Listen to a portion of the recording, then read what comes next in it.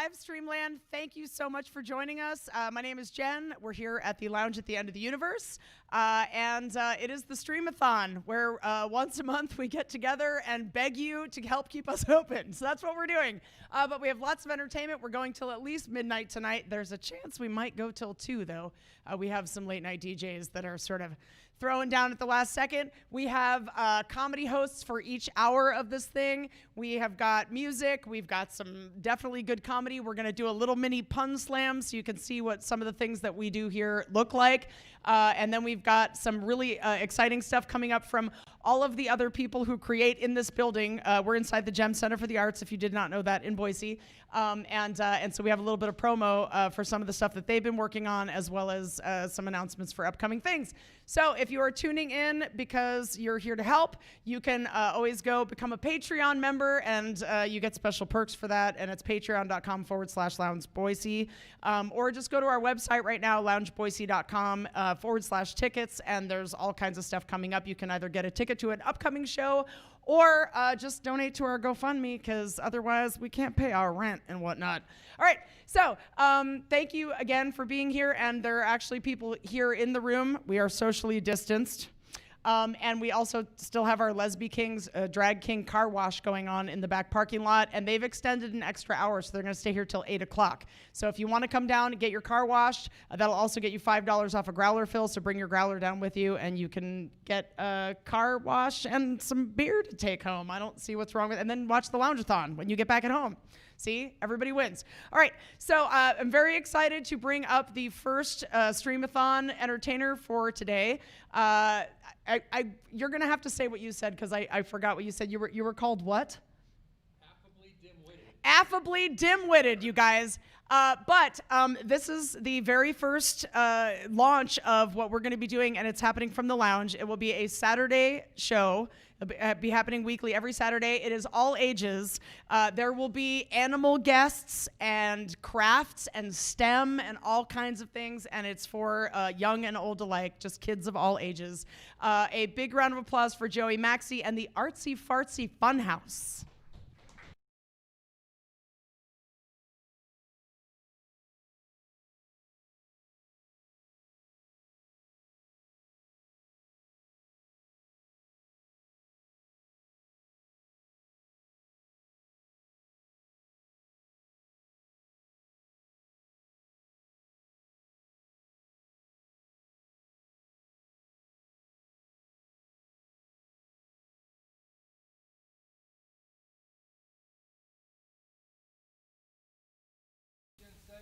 It'll be Saturday mornings.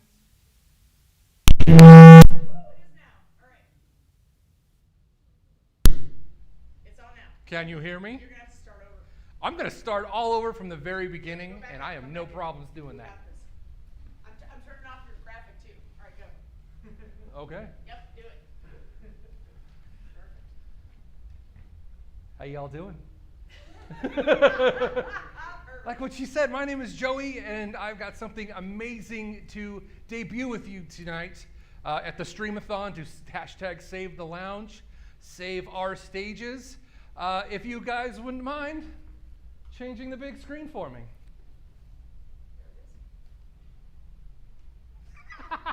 Isn't that beautiful?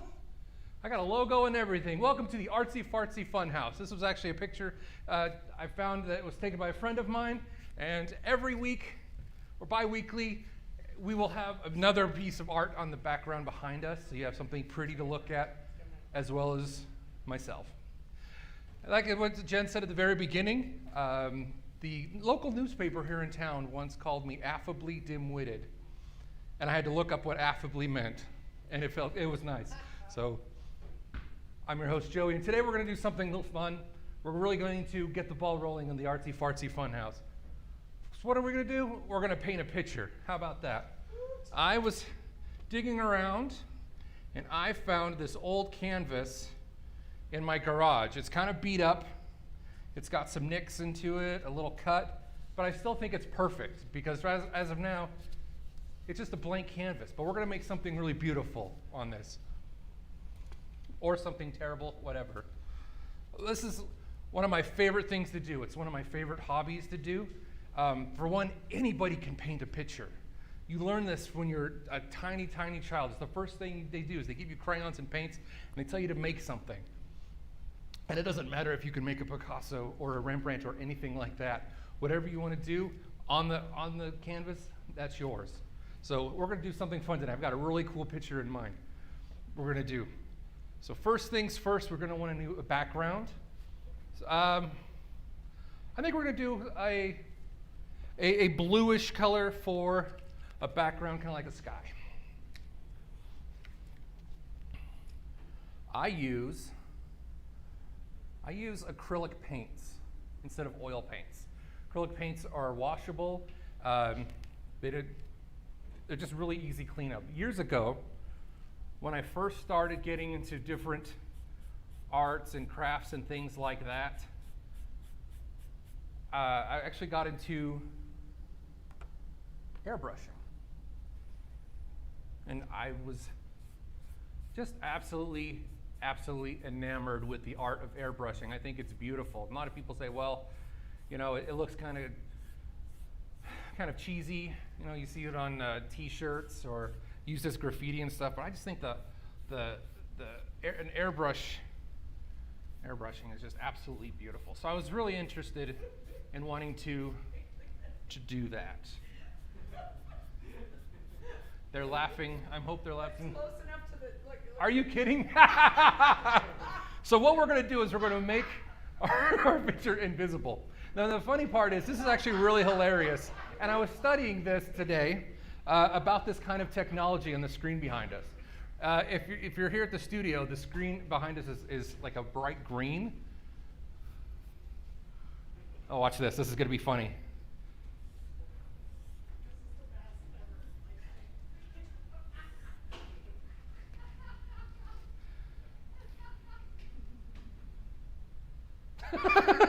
So this background that we have here in the studio is bright green. It's referred to as a green screen. It can also be referred to as chroma key.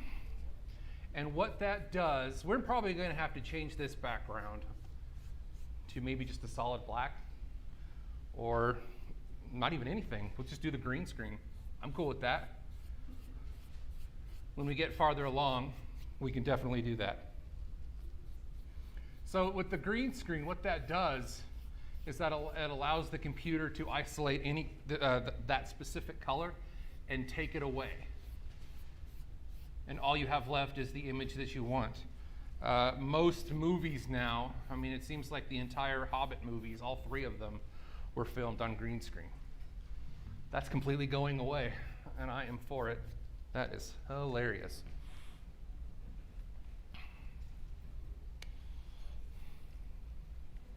So like what Jen said at the beginning of the hour, there's a lot of fun stuff happening here at the lounge tonight.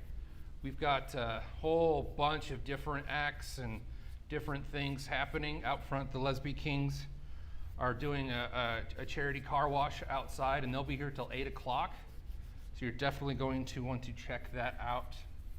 Definitely get your car in here. I saw them out there earlier just having a ball. It was absolutely amazing. So I'm not going to do the whole canvas in this because that's just going to be kind of a sky background. Which is absolutely funny, which basically all I've done is just made it go away. I love live television. Live television is my absolute favorite. Anything can and will happen. But that's okay. There was another famous person that used to paint pictures, and he would be totally cool with that. So, next thing we're going to do, we're going to make, as they say, puffy little clouds.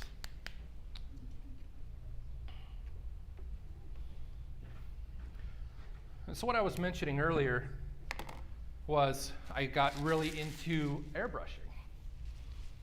It was one of my first big mediums that I got into, and like an idiot, I used enamel paints, which if you've ever used enamel paints are pretty much oil-based. It's terrible. That's a terrible medium for airbrushing. The first thing I airbrushed was a gentleman friend of mine asked me to airbrush some fishing lures for him. I don't fish. It's not my thing, but he asked me to airbrush some fishing lures for him. I don't feel like I should ruin a perfectly good evening or perfectly good afternoon sitting by water by fishing. Okay, has the canvas come back yet? It is. Wonderful, it's coming back. And it will do that.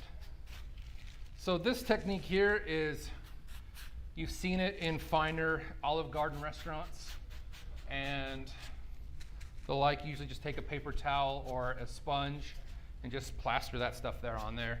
But I find that it makes cute little wispy clouds and it looks great. Right the heck on. Boop. All right. Next big decision we're going to make,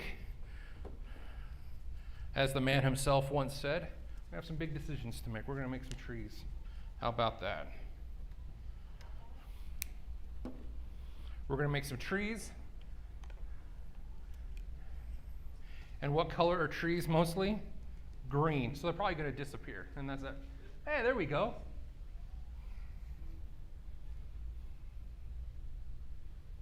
The trees in this picture really aren't something, that's not going to be the focal point of this picture. I got actually something really specific that I want focused in on this picture. This is literally just going to be whatever. See, the reason why we do shows like this is so you can learn things about different topics. For instance, how green screens work. You're good. You're totally cool. This is. There you go. Now people can actually see what's going on. Hey, there we go. There you go. Nice. Very cool. You know what I didn't do? There's no mountains or anything in the background behind that tree. Heck yeah. Heck yeah. This is actually going to be perfect for what I'm drawing here. This is actually going to be amazing. I can't wait. So we have our floating Christmas tree here.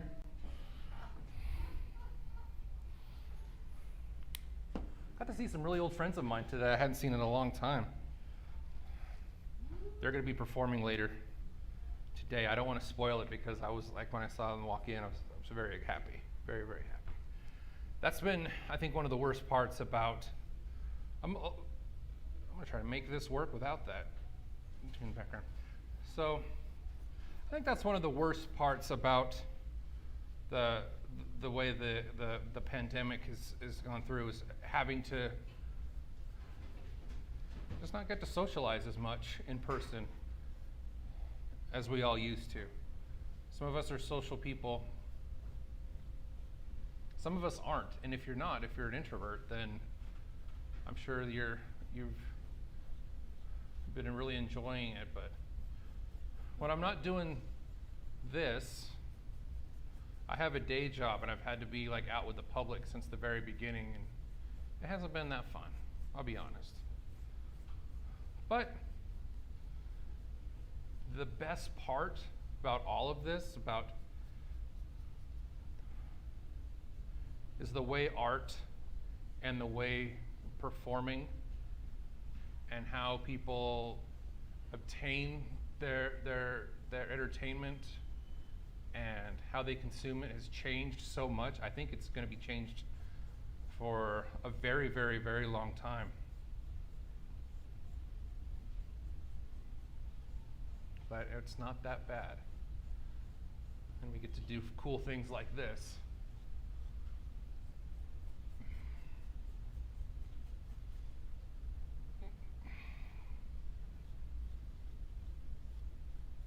We're going to start a 7-hour stream-a-thon by having a chunky guy paint a picture poorly. That's perfect. We like to stay on brand here at Lounge at the End of the Universe. Now, if you've ever been down here, this place is fantastic. This is absolutely amazing. The things that they've been doing here have been absolutely phenomenal. And I am just totally excited and stoked to create some new stuff here. We're gonna do a lot of fun in the Artsy Fartsy Funhouse. I can't wait. I'm gonna bring in a skunk. Yes. We're gonna have all sorts of cool things. I'm gonna have some people come and teach us how to beatbox and freestyle rap. I'm gonna do all sorts of fun stuff on this show.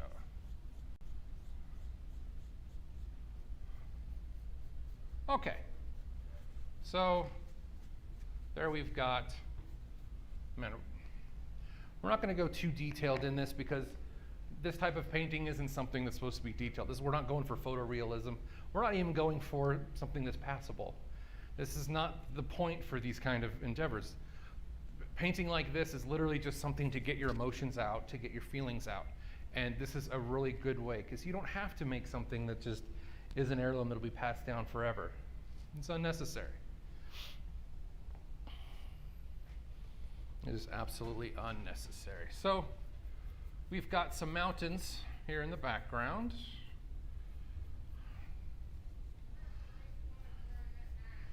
I learned that if you put it one color just going to one side, that creates the illusion of peaks.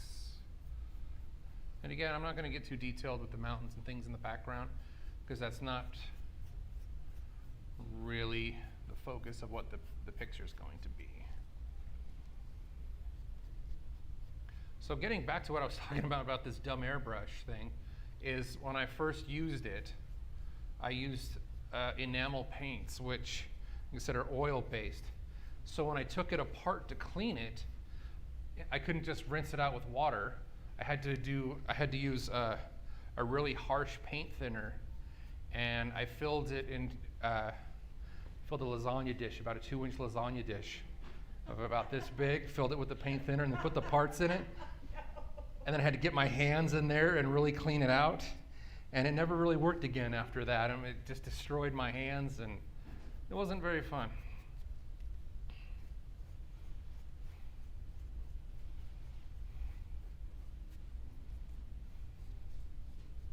All right, here's our goofy little Christmas tree.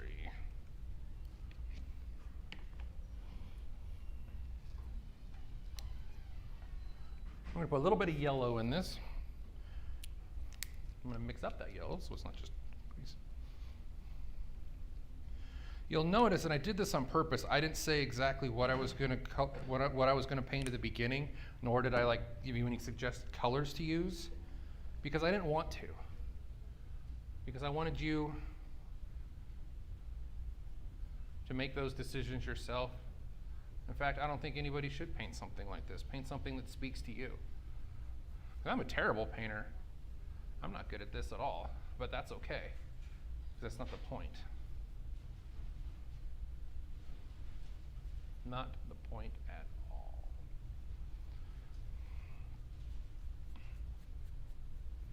So if you're going to settle down at your house this evening and watch the rest of the Stream-a-thon, I highly recommend getting your shoes on and coming down here real quick, get your growlers filled, get your car washed, because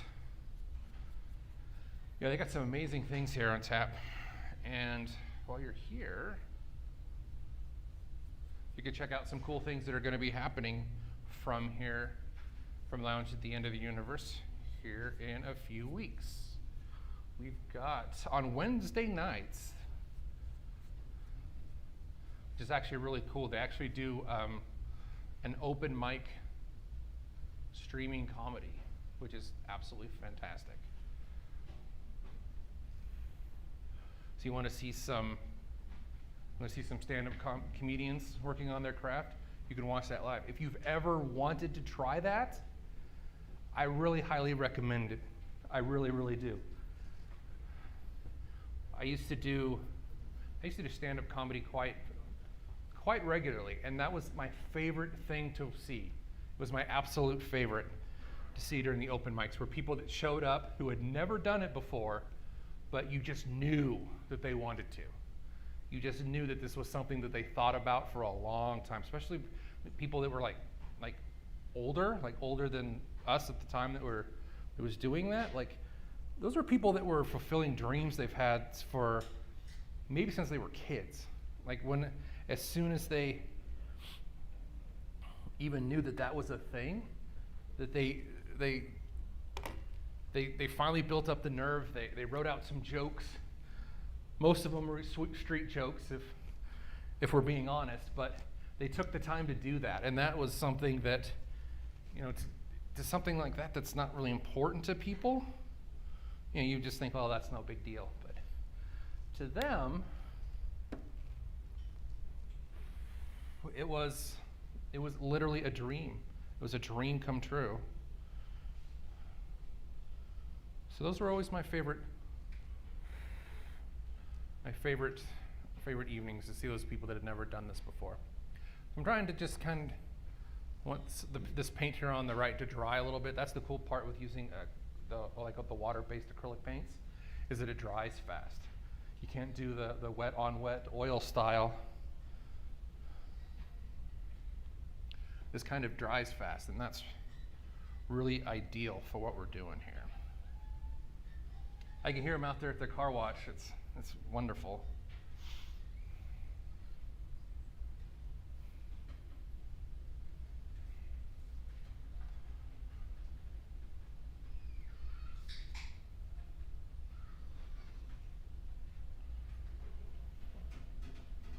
So what I'm drawing here is definitely not going to be to scale.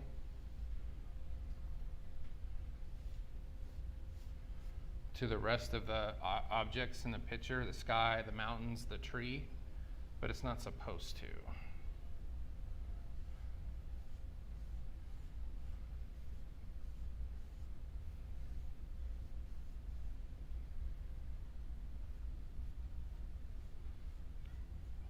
So yeah, if you ever want to see something cool, definitely check out someone's very first.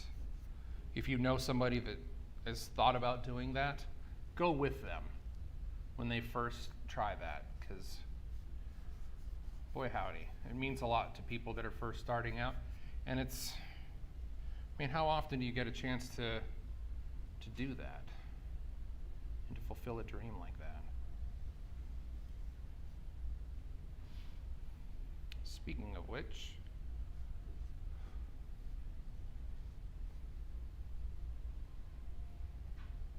I'm not going to humble brag or anything, but are we giggling at me? Next Saturday, streaming live from here at the lounge. Not to be too over dramatic about it, but a straight up dream of mine is coming true. And it's happening this coming Saturday, September 5th, 8 o'clock. I host a podcast for the Eavesdrop Network called the Be Kind Rewind. And on the Be Kind Rewind, it's a movie podcast. But what we do is we talk about bad movies, but we talk about what makes them great and all the endearing qualities of them that most people don't really care about. For instance, our very first episode, we talked about The Phantom Menace, Star Wars, because I personally think that The Phantom Menace is a phenomenal movie. It is absolutely great. It's a terrible Star Wars movie, but it's a fantastic science fiction movie.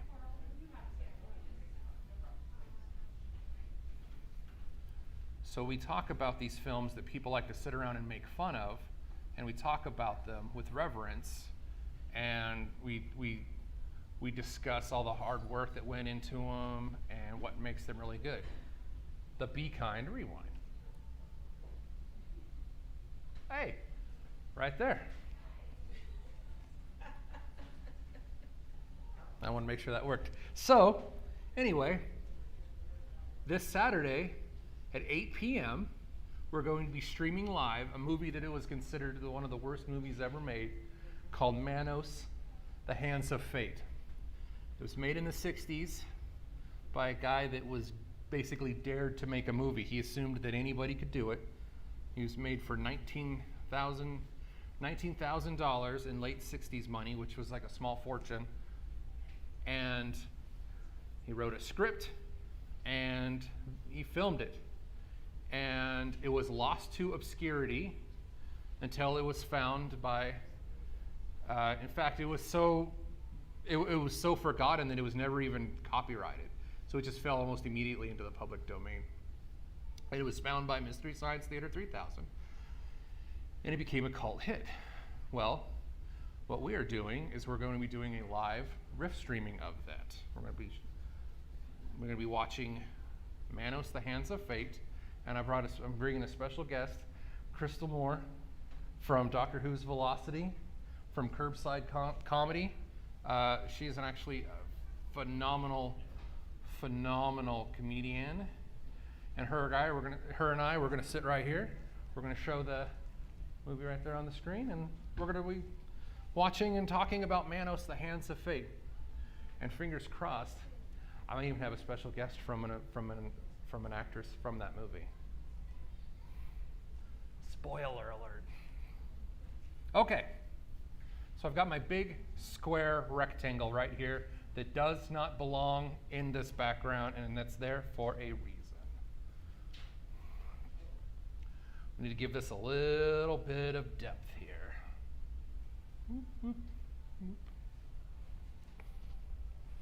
You're going to see what this is in a second. You're going to see why it's important.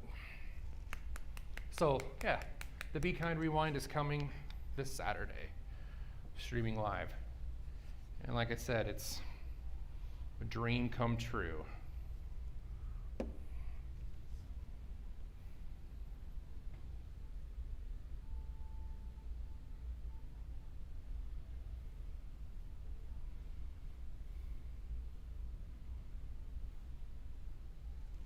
Are you enthralled? You should be enthralled. I'm enthralled.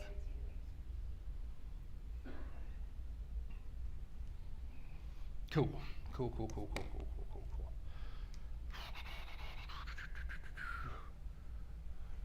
I'm listening. I can hear you at home. What should we do down here? What do you think? You got any ideas? Anybody in the audience? Some water?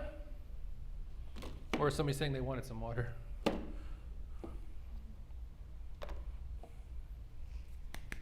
Let's do a nice gray.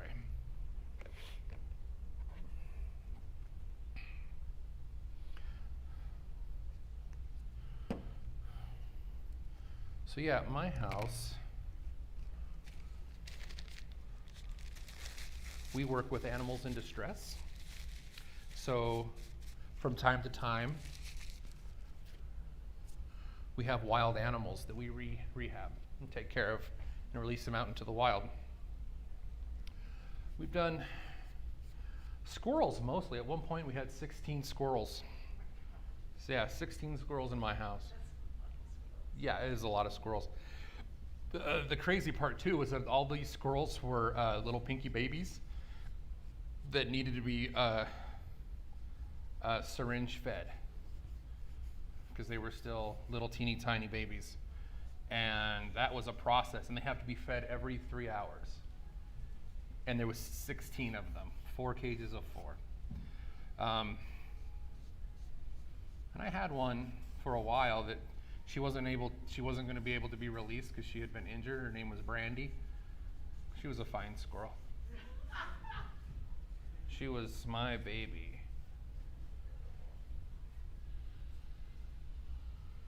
I have pictures. She'd sit on my shoulder like a parrot. She would sit up on my shoulder. She was adorable. Okay. So that's going to be the makings of a little road, I think. We're going to cover this area in and this area in, except for our big green square. How are we doing on time there, guys?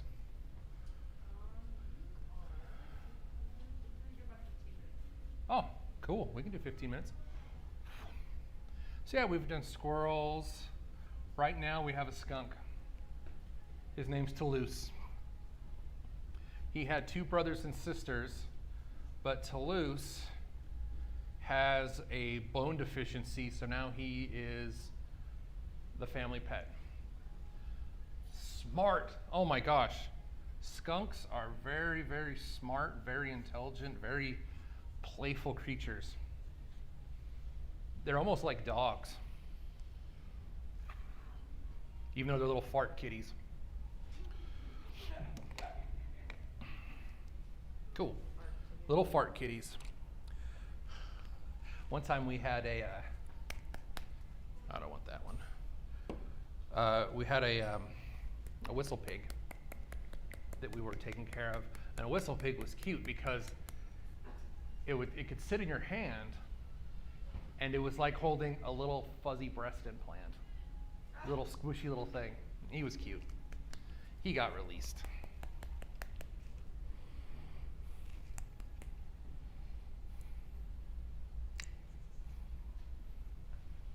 Cool. All right.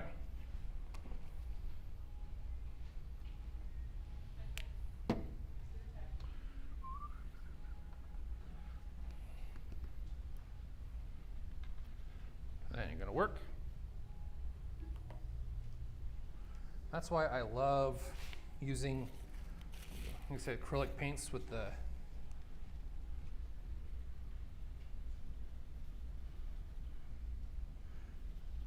because they can be cleaned up so easily. I'm not even worried about making a mess over here because I can just mix it up with water. So what I'm doing is just doing some background, foreground.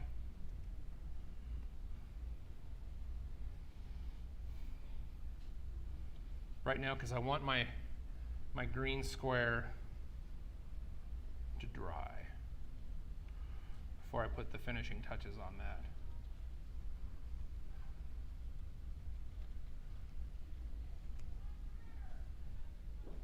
Saturday, September 12th. We've got Thump TV here at the lounge.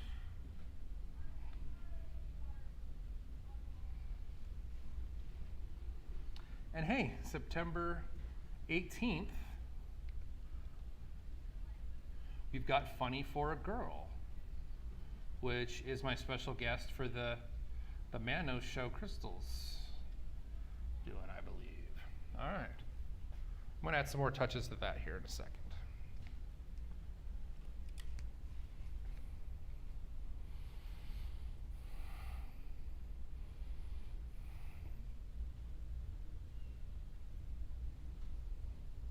The cool thing about doing these kind of nature type things is this is literally just a mess of all the different colors that I've already used. Just going down, adding some texture to this goofy tree over here, which is not important. Well, I can't say that. Of course it's important. Trees are important.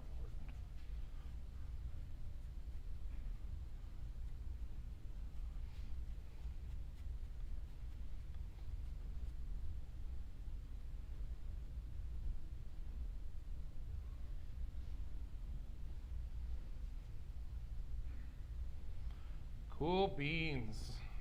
All right. Now that right there.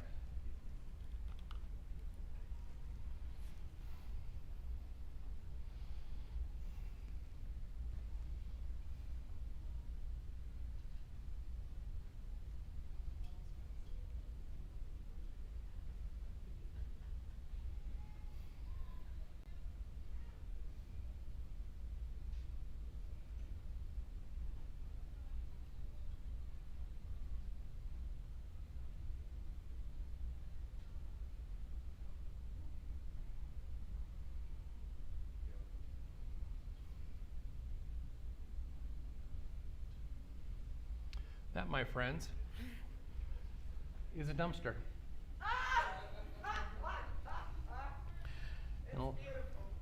Oh no, it's disgusting, but that's okay. Because this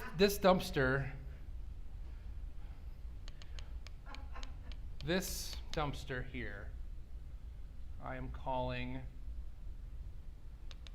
my 2020 dumpster. This is the 2020 dumpster.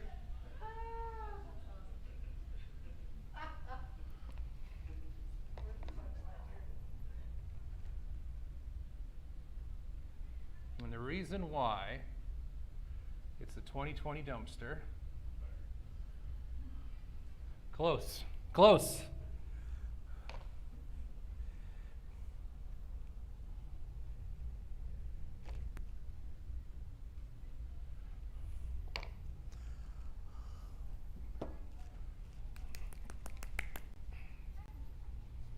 It's not that it's on fire.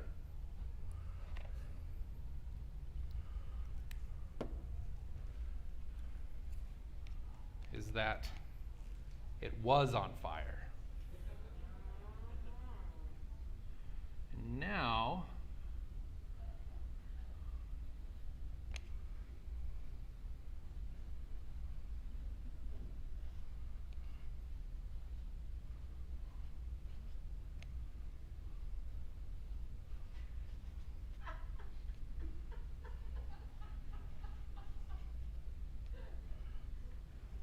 I may look and act like a simpleton, but I'm actually a really deep thinker, and I've actually been thinking about this a lot.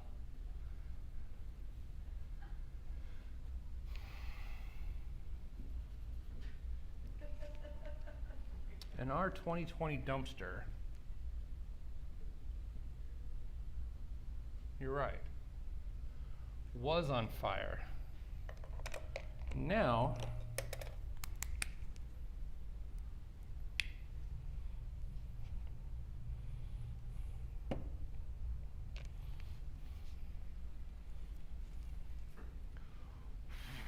fire's been put out, or fire is getting ready to go out.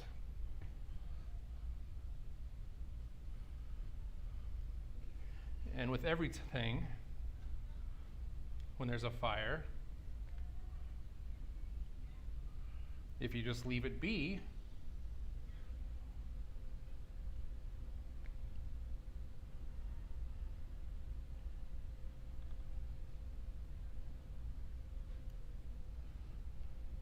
nature will fix it. See where I went there with that? Boy, I hope so. I'm going to cover up that white right there.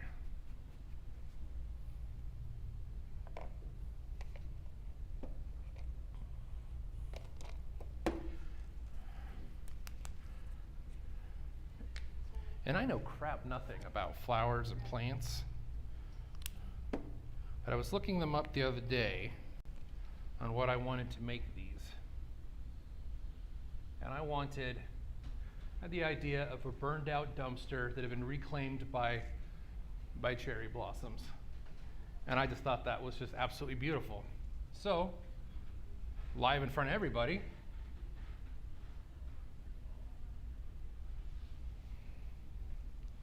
that's what I wanted to do.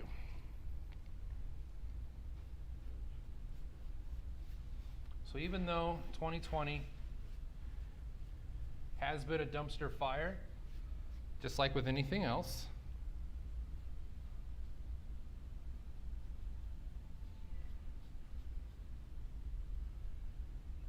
if we put the fire out and leave it be,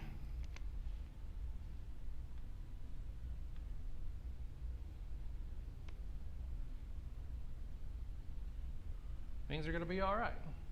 That's what I really hope so. And that is what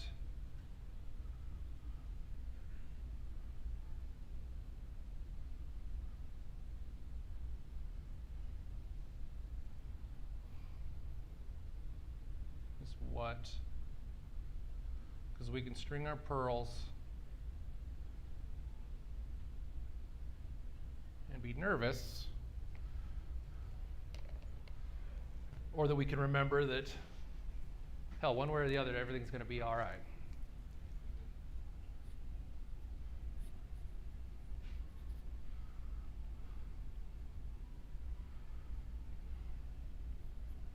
So I'm just signing this because I'm almost out of time.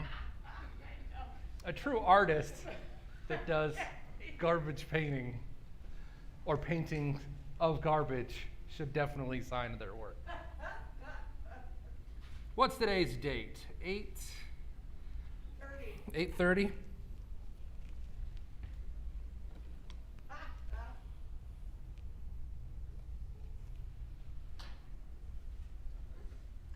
So here's something cool. 8:30. Me. If you want to shut the background off. I did. Oh, right on. Cool. Garbage painting of garbage by a garbage human being. And I've got this here. I don't know if you can even see it. Oh, if you tilt it, there. Oh, there it is. Oh, wait, hang on. There's a delay. A little bit back. There, oh, perfect. There you go. There's a delay. Yep. We are going to, in this building full of beautiful and amazing artists, this picture of garbage we're going to auction off, or we're going to sell it to somebody. Regardless, I'm giving it to the lounge, and I want them to have this. So, your painting that you decide to do doesn't have to be a masterpiece. It doesn't have to be photorealistic. It doesn't really even have to be something that's going to be prized forever. It could be as simple as you have an idea, an emotion in your brain and on your heart. It just needs to come out.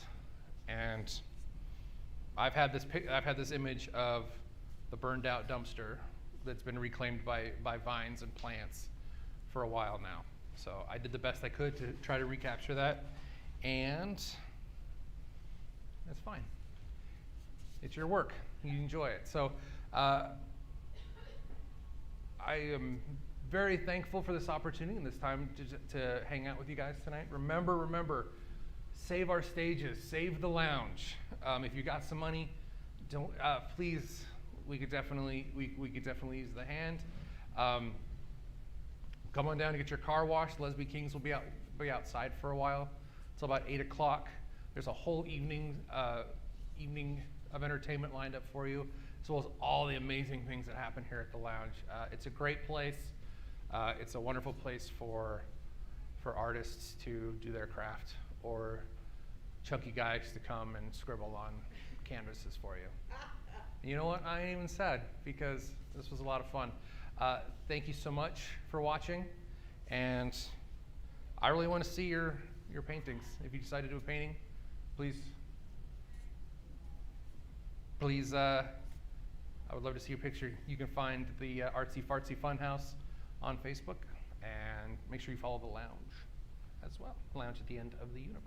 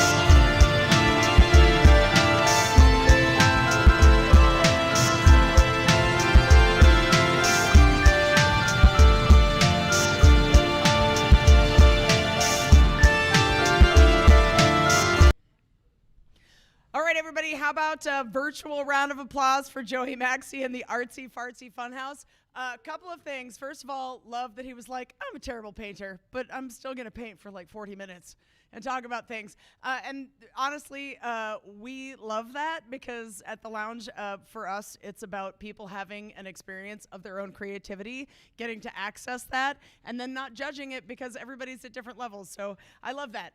Also, we will be doing his Artsy Fartsy Funhouse show every Saturday. He does animal rescue, so we've already requested that he bring his fart kitty, aka the skunk, in. But he did promise there would be a fox at some point, as well as some other animals, and then we're gonna have some STEM stuff in that show as well. So it should be a lot of fun. So please tune in for that. It will be on Saturdays, and then this next coming Saturday, the 5th, we have Be Kind Rewind, where and I actually own a VHS copy of Manos Hands of Fate. And I do have to say that I'm really looking forward to the comedic commentary on top of it, because it is definitely it's an acquired taste. All right, so we have comedians that are hosting each of the hours that we have going on. I'm very excited to have this person who's coming onto the stage right now. It's a native of Maryland. I've been out here for a long time, though. Is a radio DJ, and you will probably recognize his voice if you don't know what his face looks like, but also a Boise-based comedian. Please give a big virtual round of applause for VJ Das. What up, what up? Thanks for checking out our Lounge-a-Thon. Make sure you donate. Go to the Patreon, loungeboise.com, as we help keep the lounge going on for the artists, comics, and just creatives here in the community. My name is VJ Das. I've been here for 7 years now, 7 years in Idaho. And I've done a lot of firsts since moving out here. I went hiking for the first time. Willingly, I guess. I mean, I've been stranded. I went shooting for the first time, and I learned that you're supposed to hold the gun like this instead of like this. I went camping for the first time, and where I'm from, we call living outside for a few days getting evicted. Once you saw that mattress on your front steps, you knew what time it was. It's been interesting telling my friends back east that I live in the Northwest now. They're always like, hey, how's Iowa treating you? You know, what's going on in Ohio? I'm like, no, way different, way different. The news here is different. Like one time I was reading, I was scrolling down the KTVB Facebook page, and one of their headlines was like, hey, are you missing any drugs? Good news! The Ada County Sheriff's Office has found him on Fairview and 5 Mile and would love to speak to you. And I could just picture like two dudes in an apartment in Garden City going like, hey, should we call? So, yeah, the news is interesting here. When I tell people I'm from Maryland, they're like, hey, what part of California is that? I'm like, no, way different, way different. It's been good 7 years though. My parents are Indian and Filipino. My dad's Indian. My mom's from the Philippines. Indian as in red dot, not feather, which means I'm pretty decent at math. And karaoke is a national pastime for me. My grandmother wouldn't let us eat dinner until someone covered "Don't Stop Believing" by Journey perfectly. She's like, do it again, and don't Google the lyrics this time. Hey, shout out to all of the people who had their high school reunion or reunions set up for this year and had gotten them canceled but didn't want to go in the first place. Did anyone go to Did anyone go to their high school reunion? No? Yes. I went to mine a few years ago, and I was excited to see a couple friends. Some I wasn't really looking forward to. Like one of my friends, he's in his 30s now, and he still wants to be a gang member. And I feel like there's a cutoff age for certain extracurricular activities. Like, you're in your 30s now. Like, your knees are weak. You probably had that checkup. The only benefit I see of him being in a gang is he's the only one eligible to get a rent-a-car from Avis when they got to go do drive-bys. I have a friend who's in his 30s also, and he still wants to become a rapper. And I would never knock anyone's dreams, but I feel like there should be a cutoff age depending on your content. Like, you can't be bragging about selling weed to middle school kids in front of the liquor store anymore. But yeah, it was a good experience. Hopefully, when all this is over, maybe you can go to yours and then just complain about it, like me, in front of this amazing green screen. But hey, make sure you come down to the lounge. We've got specials on growlers, so make sure you come check it out. I'm gonna pick up a growler right after this, and don't forget we got some amazing bands. DJ Ozomatic's gonna be in the mix later tonight. am I the only one whose personality changes depending on what you drink? Like when I drink cheap beer, it takes me back to my college days. Like getting written all over with a Sharpie or getting threatening voicemails from Sally Mae. Now, if I drink a glass of Cabernet Sauvignon or like some Cali Red, I like to talk about the theater and the arts. And I have a 6-hour marathon of This Is Us. And when I crack open a can of Ruby Grapefruit White Claw, I'll be like, hot girl summer! Does anyone have a USB charger? My Juul is dead.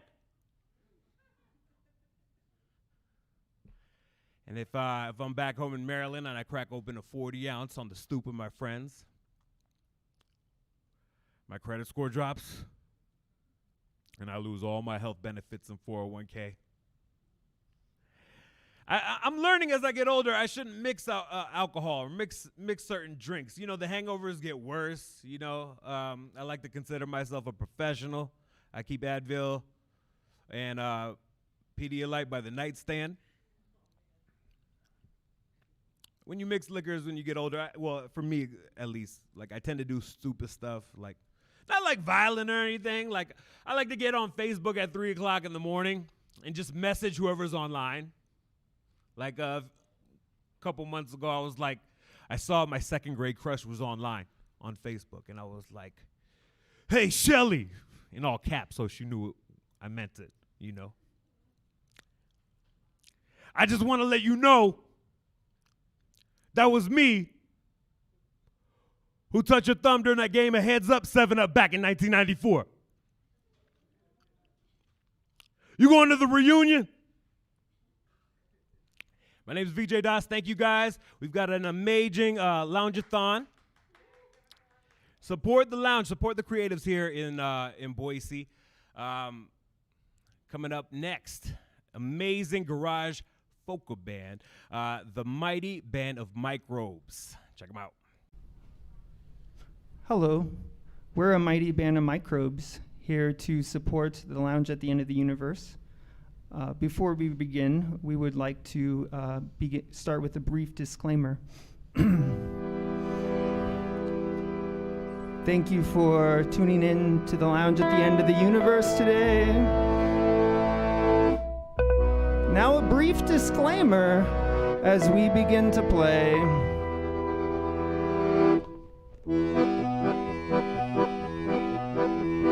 We are not professional by any stretch of the word.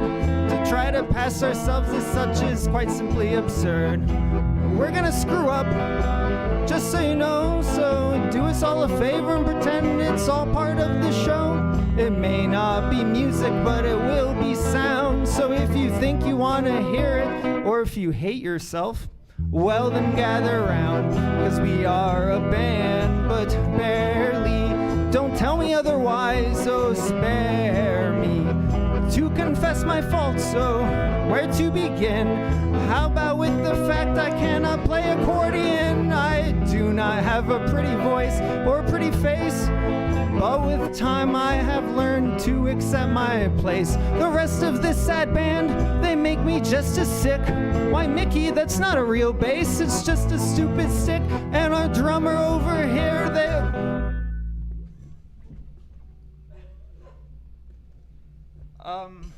we got John on guitar, he may think he's the best. Sad to say he's every bit as bad as the rest.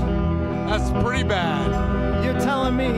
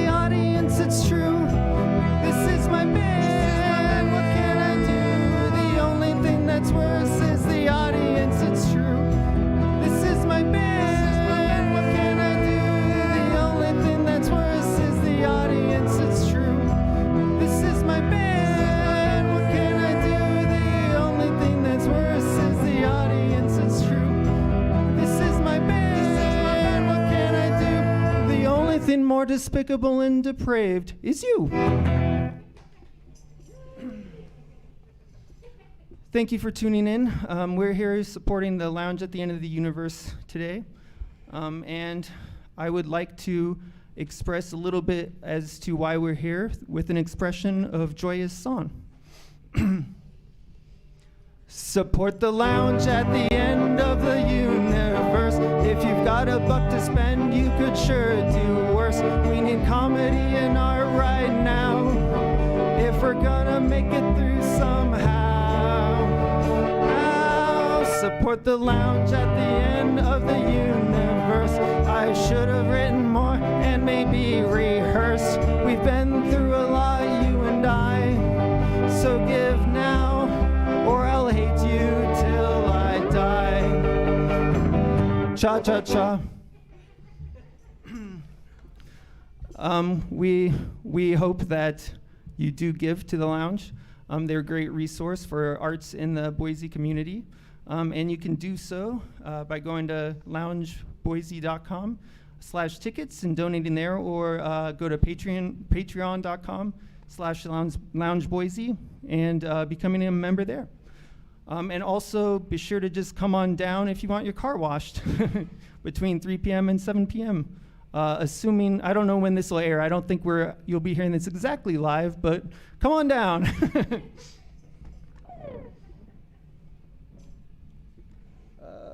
Brain.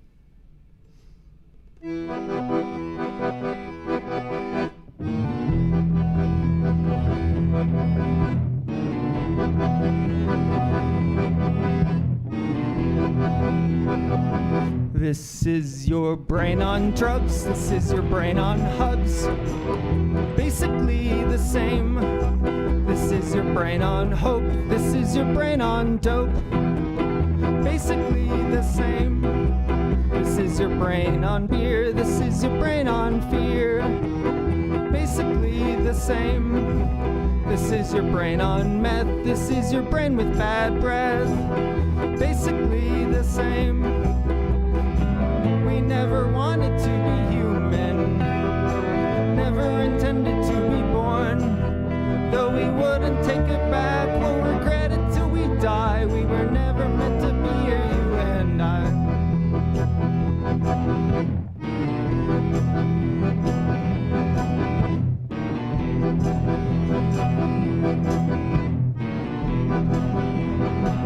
This is your brain in the dark, this is your brain on a lark. Basically the same. This is your brain deep in thought, this is your brain as it rots. Basically the same. This is your brain on God, this is your brain on a fraud. Basically the same. This is your brain enlightened, this is your brain when frightened. Basically the same. We never wanted to be human, never intended to be born. Though we wouldn't take it back, we'll regret it till we die. We were never meant to be here, you and I.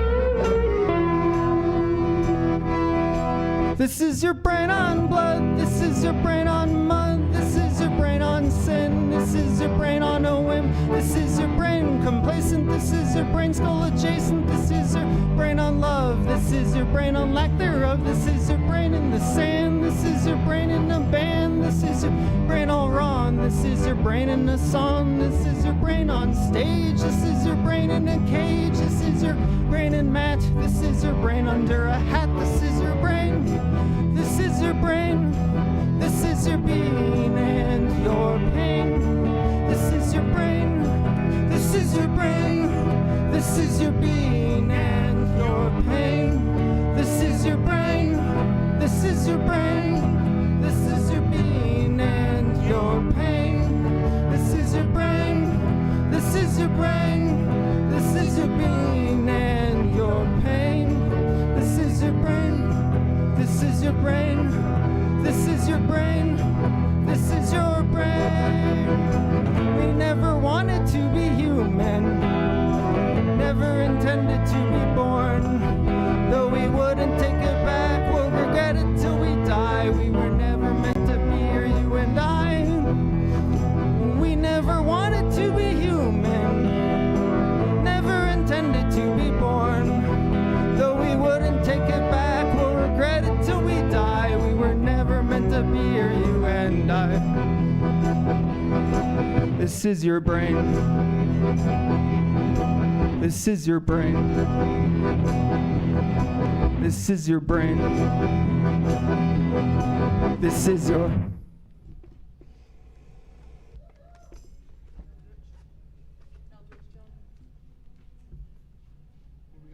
Eldritch? You're an Eldritch. You're an Eldritch. You're an Eldritch. You're an old...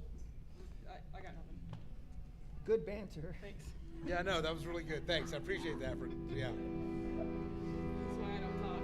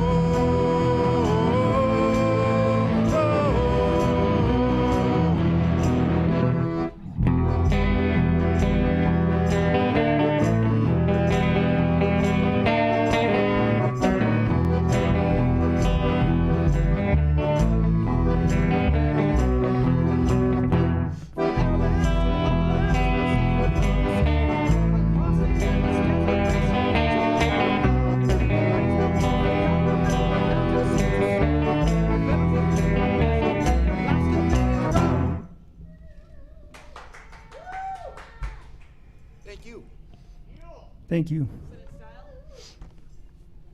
Sitting in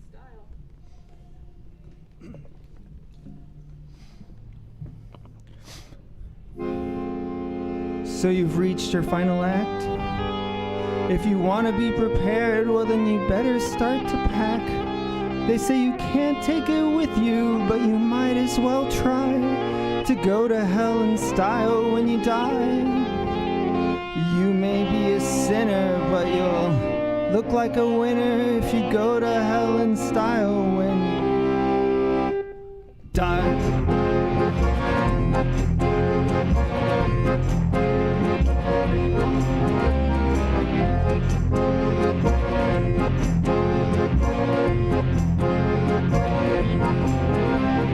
Burning for eternity's a pretty long while. Why spend it in any way other than in style?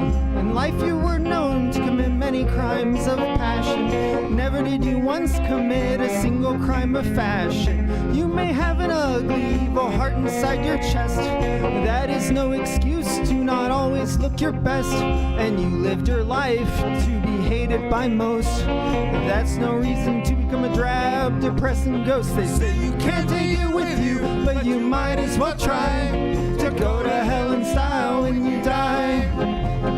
You may be a sinner, but you'll look like a winner if you go to hell in style when you die.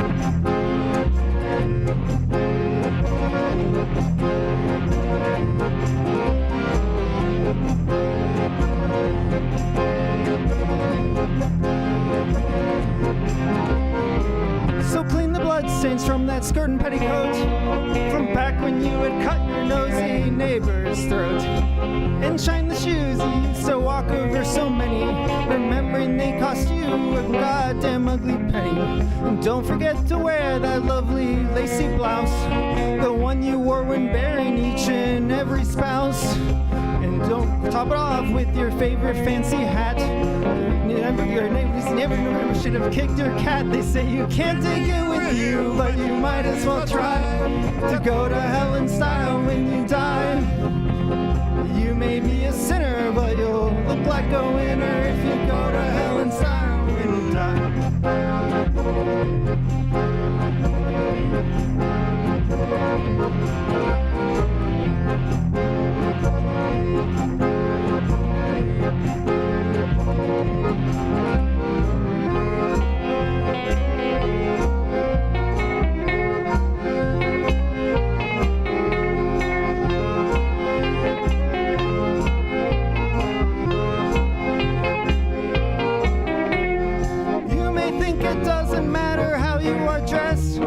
When you're dead, there's no one left for you to impress. But I have a tiny little secret to share. If hell exists and all the best people are there, there's a party going on and you have a ticket in.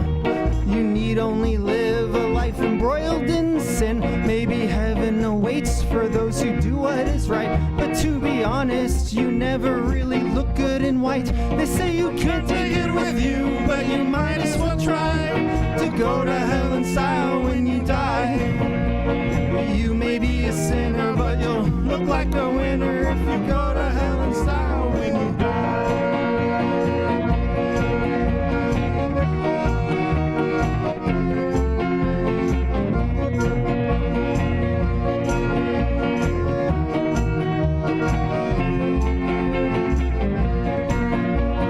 So you've reached your final act.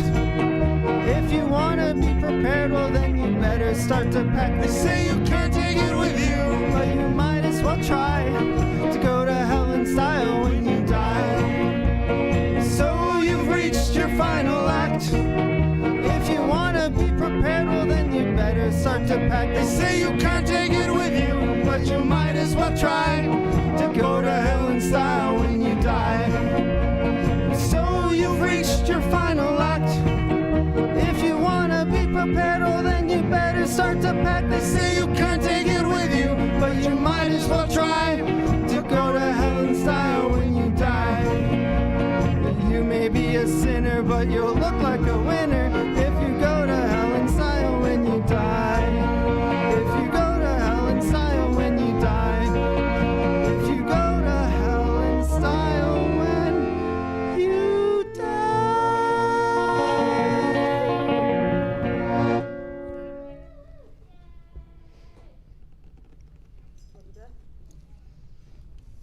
Thank you. Is this what I dance on? Let's dance with the dead. Oh, I need a cable. We need a capo. Sorry. Capo. It's John's fault. He needs a Where's my capo. capo? It's My on. capo. Oh, No, that's my tuner. that's a tutor. I don't know. It was on here because I used it from other Is it in your Where's pocket? the pause button? Is it in your pocket? On your pocket, on your face. I got it. I got it. In the pocket. We're good. In We're the good. We're good. pocket. Crisis averted.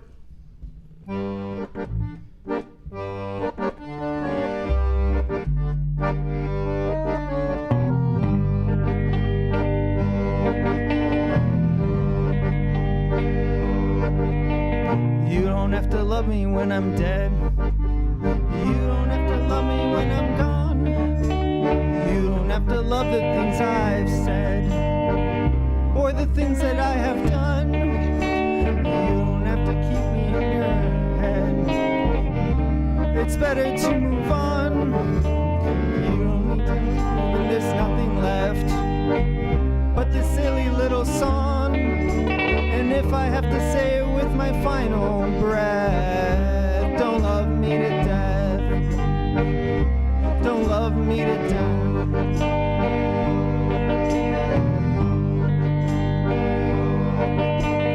You don't have to love me when I'm nothing more than a pile of rotten bones. You need not keep my things within your doors. The dead have nothing left to own. Of my life there's nothing that you must record. It will all be written on my stone.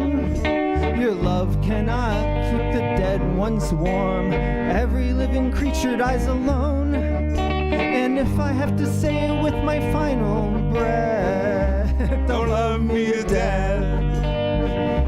Don't love me to death.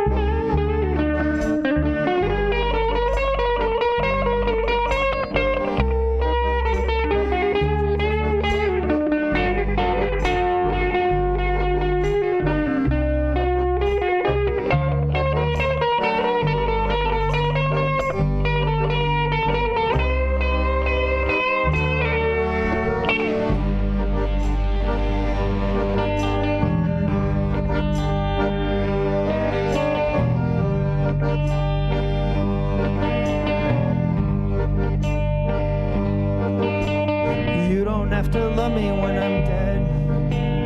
You don't have to love me when I'm gone.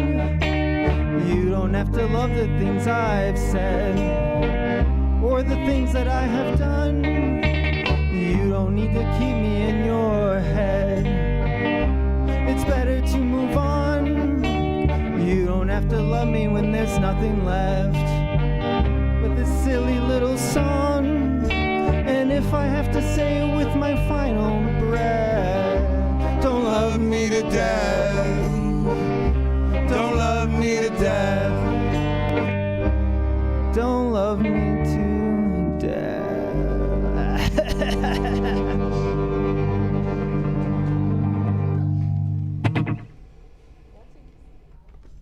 Waltzy. What? Waltzy. Oh, What? all right.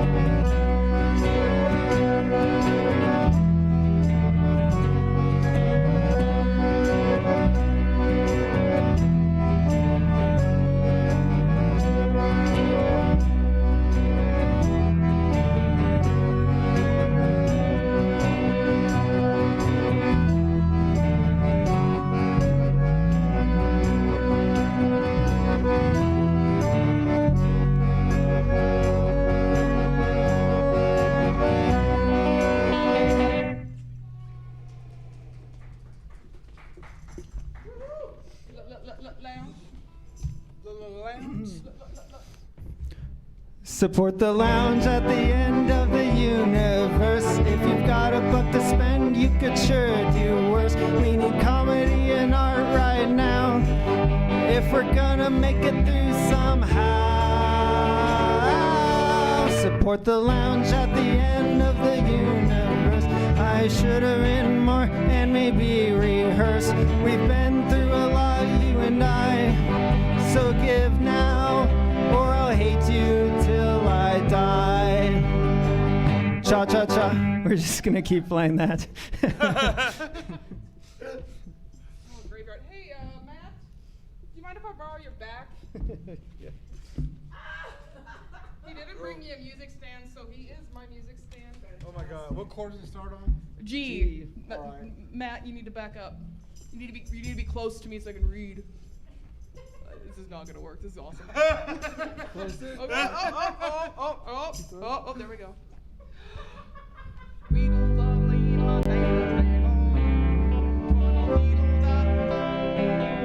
That was my fault. That was my fault. Your own song.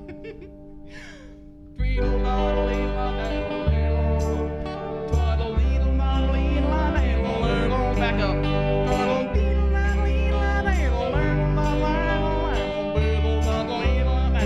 It's a good song. I don't know where it walks away. As soon as we begin to play, it's like we hurt their ears. We bring up the darkest fears. It's all fine, just ignore us. It's okay. Everything dies. Everything dies. Face that you live a pointless life. Puppies die. Puppies die. Idols die. Forever and eternity are the lie. Maybe we should just play in the day, where the things you fear are safely locked away. But soon you know the darkness comes and steals the air from your lungs. There's so much crap that makes you afraid. Don't think of dear old grandma's rotting corpse, or your long forgotten blue factory horse. Your only saving grace will be the darkness and the sea. So be, don't hate me for being so morose. Everything dies. Everything dies. Everything dies. Everything dies. Face that you live stupid life. Puppies die. Puppies die. Idols die. They die too. Forever and eternity are the lie.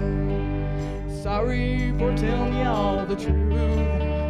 I'm sure you think I'm just being cool, but forever and eternity are the biggest friggin' lies of all. Forget it all, let's get drunk, forget the truth. Everything dies, everything dies, everything dies, everything dies. Face that you live a stupid life. Puppies die, idols die, they die too. Forever and eternity are the lie. Paul John, I'll give you a solo.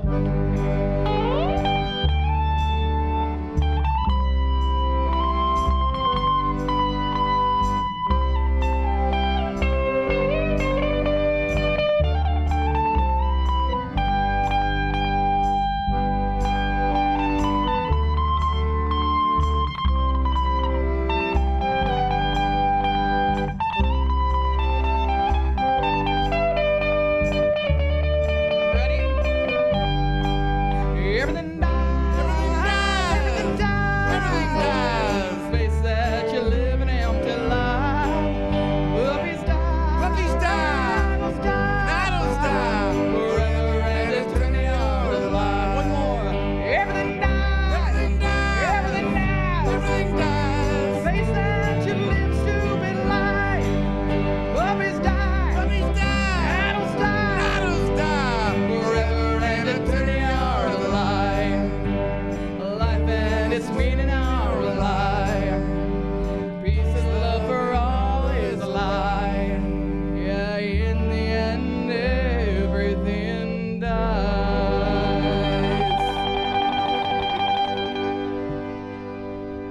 Why are you standing so close to me? Don't stand so. Close to stand me. so. Close to me. I don't know.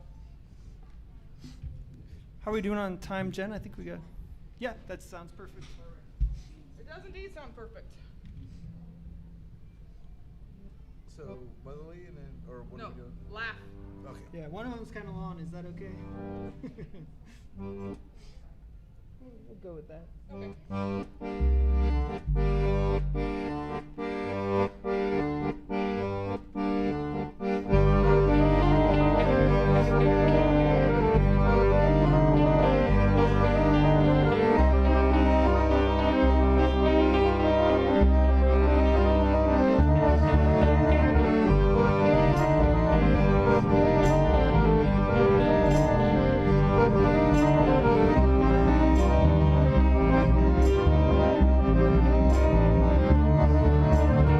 Oh, this hell was only created to sell. This hell is rotting and it's just as well. This hell is the only true part of ourselves. Oh, this hell. Oh, this hell composed of the ashes that fell. This hell disguised by the stories we tell. This hell is modernized, isn't it swell? Oh, this hell. When you die, laugh at the sky, spit in God's eye, and never ask why. When you die, laugh at the sky, laugh at the sky. When you die, laugh at the sky, spit in God's eye, and never ask why. When you die, laugh at the sky, laugh at the sky. When you die.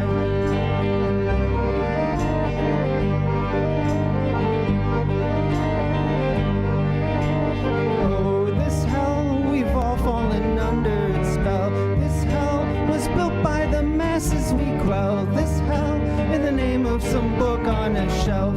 Oh, this hell. Oh, this hell, in its colorful sweet candy shell. This hell feeds on the illusion of self. This hell is the price of the toll of the bell. Oh, this hell. When you die, laugh at the sky, spit in God's eye, and never ask why.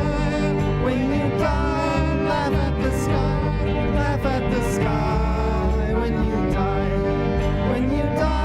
laugh at the sky, spit in God's eye, and never ask why. When you die, laugh at the sky, laugh at the sky. When you die.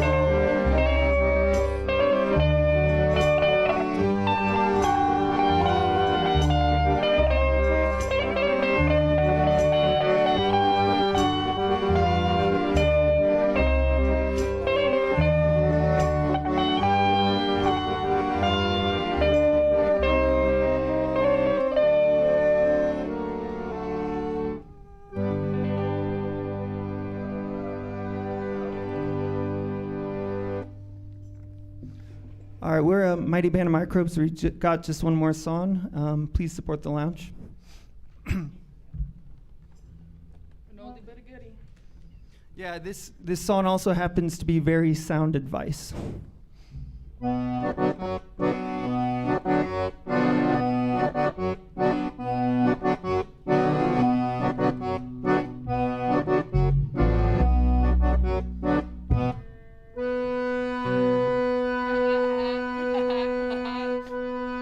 When I left home to find my place in the great society, my mother, she looked me in the face, and this is what she said to me. She said, Now listen, son, to what I'm about to say. If you recall just one thing, make it what you hear today.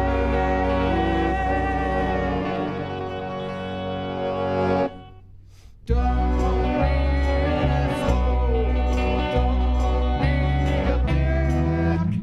Don't be a bastard or a rotten prick. You can be most anything you have only to give. Just don't be an asshole or a rotten prick.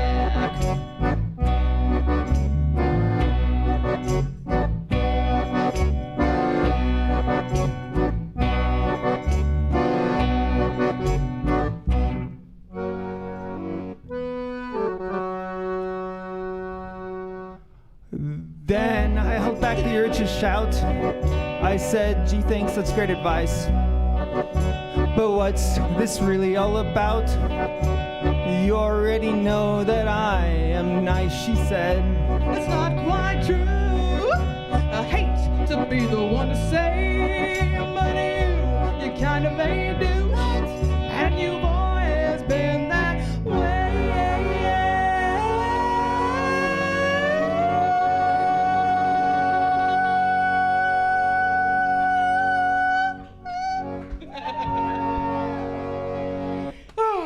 Yes. You've been an asshole. You've been a dick. Yes, you've been a bastard. And a rotten prick. Taught you all your P's and Q's. Somehow it didn't stick. Yes, you've been an asshole.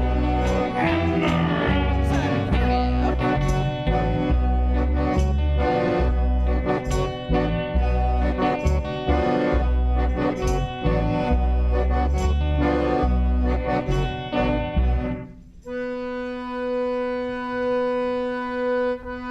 Can it be I have been so blind that indeed I am not so kind? What can I do? Can my heart ever know? What can I do? Can my heart still grow? Oh, oh.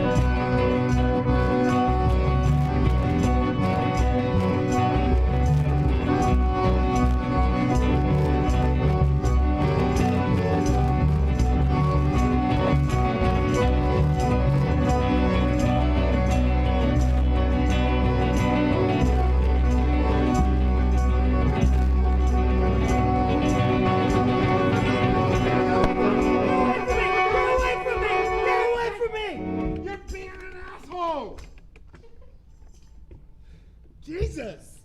You're right. He's always right. You're always right. I am.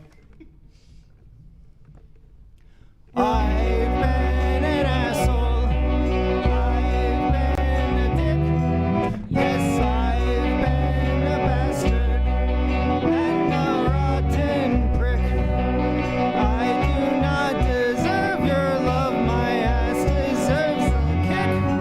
Yes, I've been an asshole and a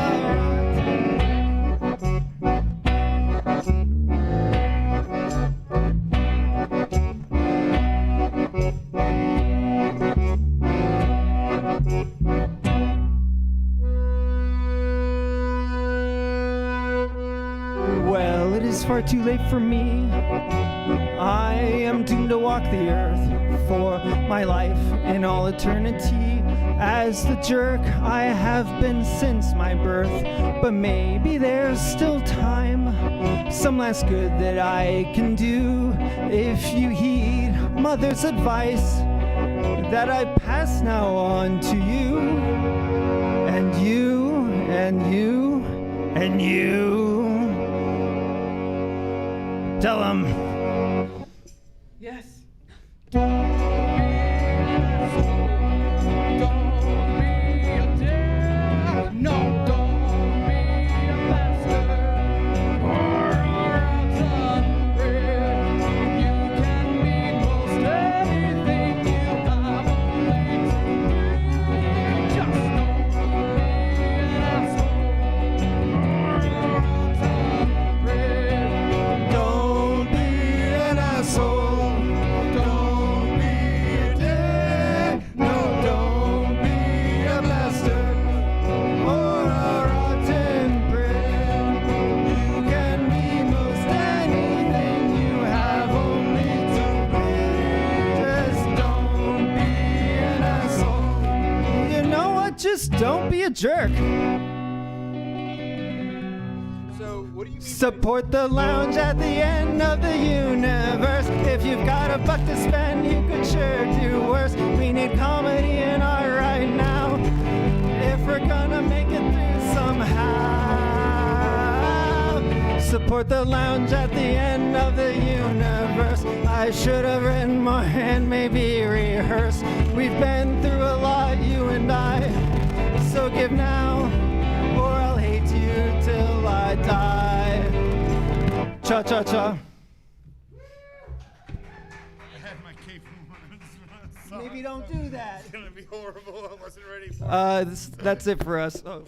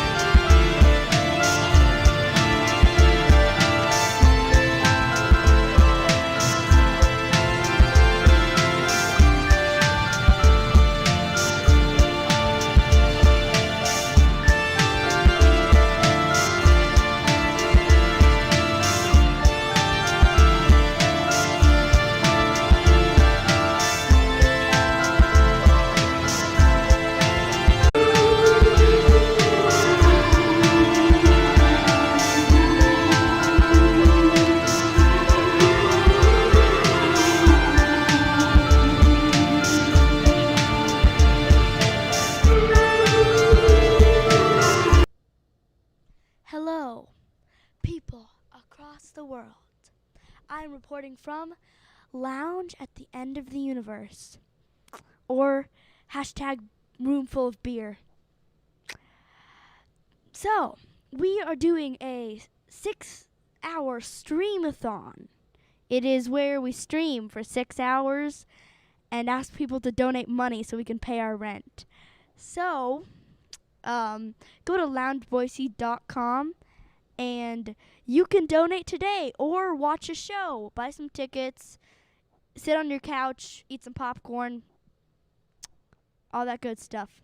And order some beer. We have some delivery people, Coral. We have some beer dash or something.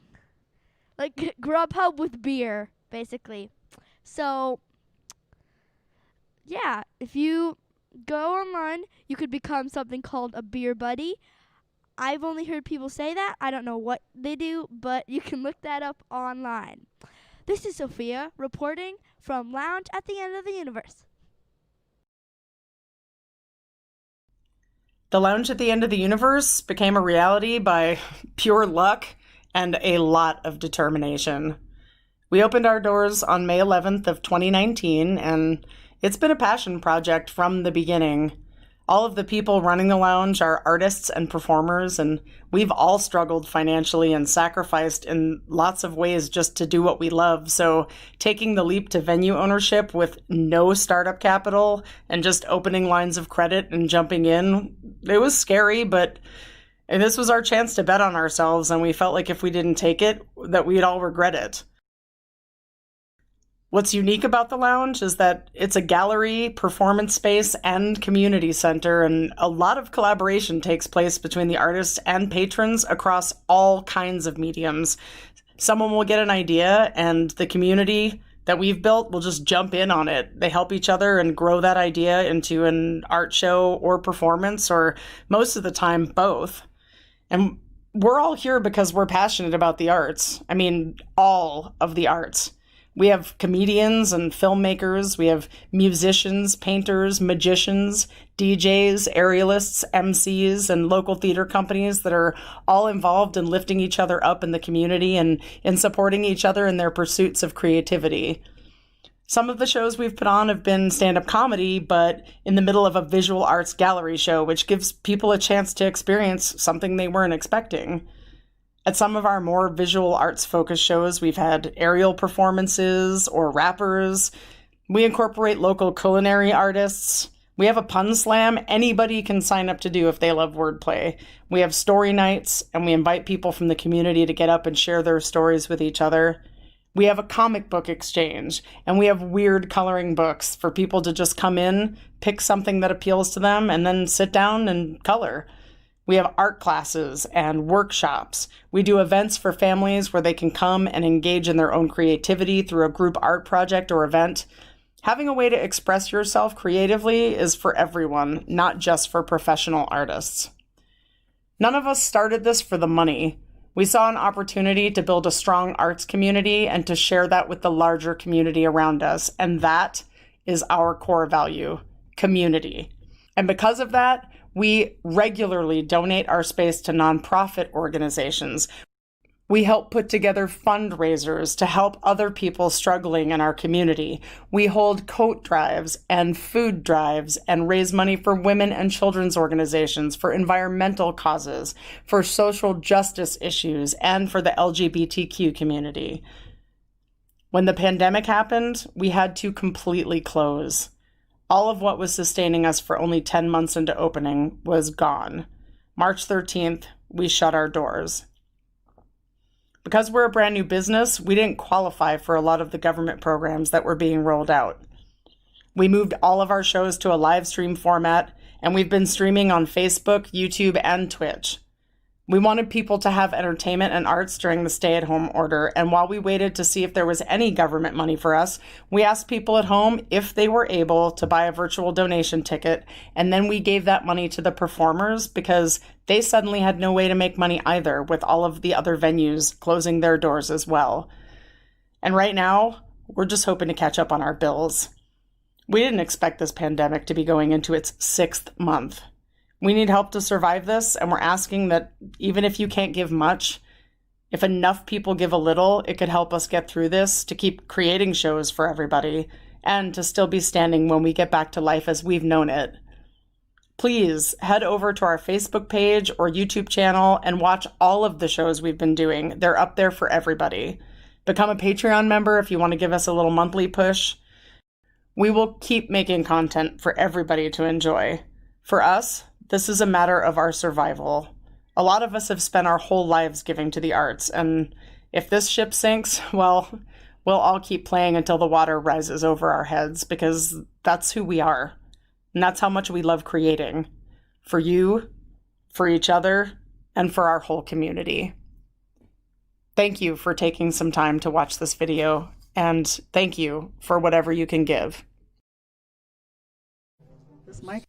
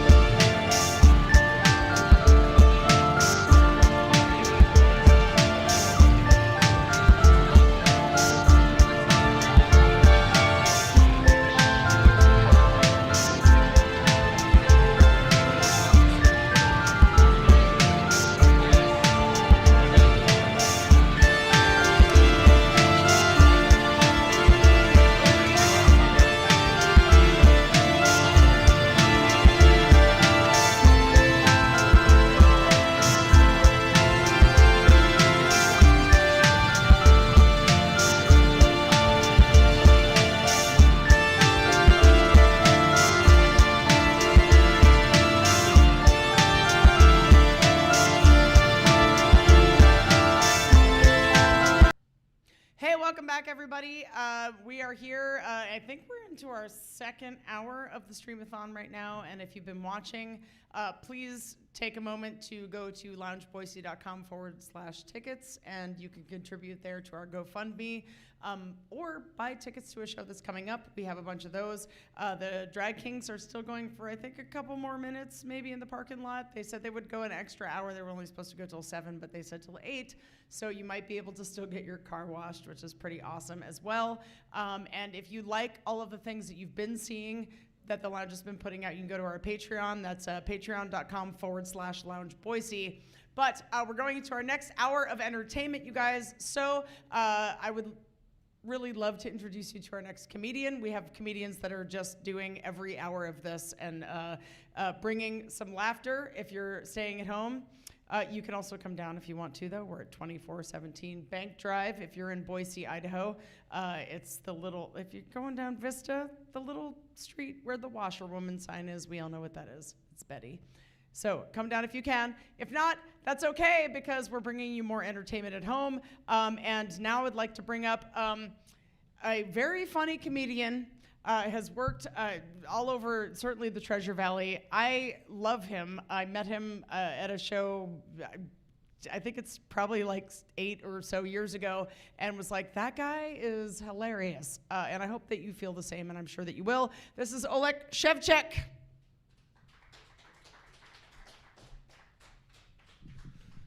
Thank you. Everyone's good, and I want to appreciate everybody being here. What am doing tonight? What am I doing tonight? What?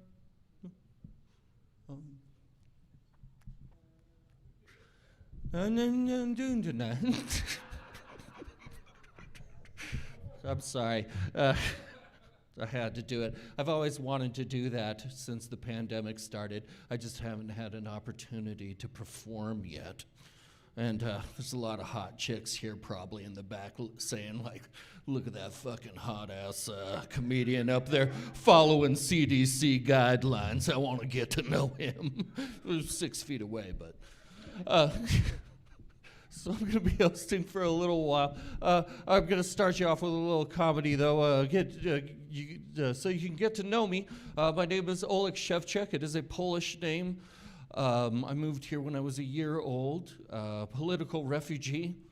So it's Oleg. It's not Olef, Olen, Oleg, Ulrich, or Orik. Oriks are vacuum cleaners.